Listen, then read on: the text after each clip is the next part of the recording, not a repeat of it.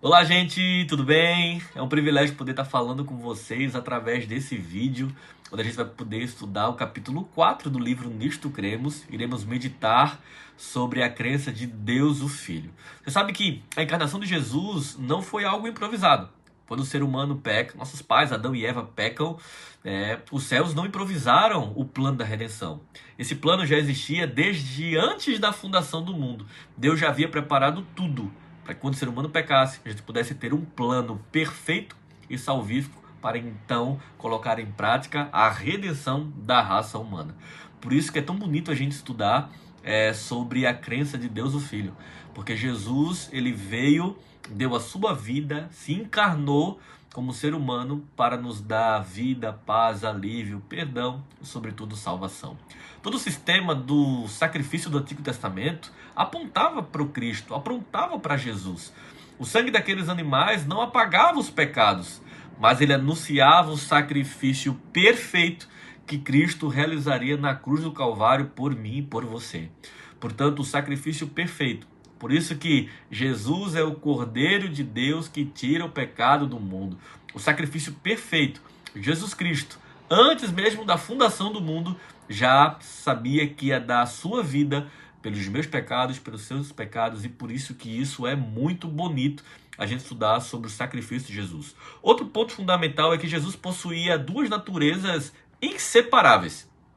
Ele é verdadeiramente Deus, possuindo todos os atributos divinos, mas também ele é verdadeiramente homem. Jesus sentiu fome, sede, cansaço, tristeza, enfrentou tentações reais, porém ele viveu sem pecado e venceu.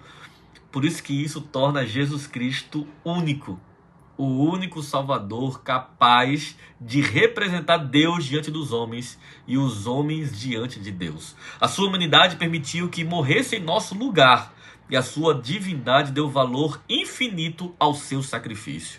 Como homem, compreende as nossas lutas, mas como Deus, ele tem poder para nos salvar completamente. Após a sua ressurreição, Cristo continua sua obra como nosso sumo sacerdote no santuário celestial, intercedendo por aqueles que creem nele, que aceitam ele como Senhor e Salvador pessoal. Além disso, exerce 3 ofícios anunciados nas Escrituras. É profeta porque revela a vontade de Deus. Ele é sacerdote porque intercede e oferece seu próprio sacrifício. E Jesus Cristo ele é rei porque governa o seu povo e estabelece o seu reino eterno para todos aqueles que nele creem. A grande mensagem desse capítulo é que Jesus ele é o centro da Bíblia. Jesus ele é o centro das profecias. Jesus é o centro dos sacrifícios. O santuário e a história da salvação convergem em Jesus. Ao contemplarmos Cristo, assim como os israelitas olhavam para a serpente de bronze, encontramos perdão, esperança e transformação na promessa da vida eterna. Ou seja, tudo vem dele, é tudo para ele. João capítulo 1, verso 1 diz: no princípio era o verbo estava com Deus e o verbo era Deus. Ou seja, Jesus Cristo, o Deus encarnado, se revela para que o ser humano conhecesse quem é de fato Deus. E o seu sacrifício que perdoa, apaga os nossos pecados, mas sobretudo nos traz um plano salvífico, o plano da redenção. Jesus como 100% homem, mas também como 100% Deus, nos oferece aquilo que há de mais especial, um plano para redimir a raça humana, um plano para transformar pecadores em cidadãos dignos do reino dos céus.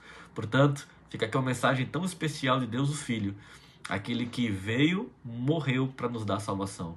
Que a gente possa, a cada mensagem aqui do Nisto Cremos, ter a certeza, de que essa é a igreja de Deus e que a gente prepara uma moçada tão especial de lenço amarelo. A gente está se preparando, para herdar então o reino dos céus quando Jesus Cristo voltar. Que Deus abençoe você nessa sua caminhada, de formação. Que a cada momento o sacrifício de Cristo possa ser válido com o único objetivo de salvar essa moçada tão especial para o reino de Deus. Deus te abençoe. Um beijo no coração.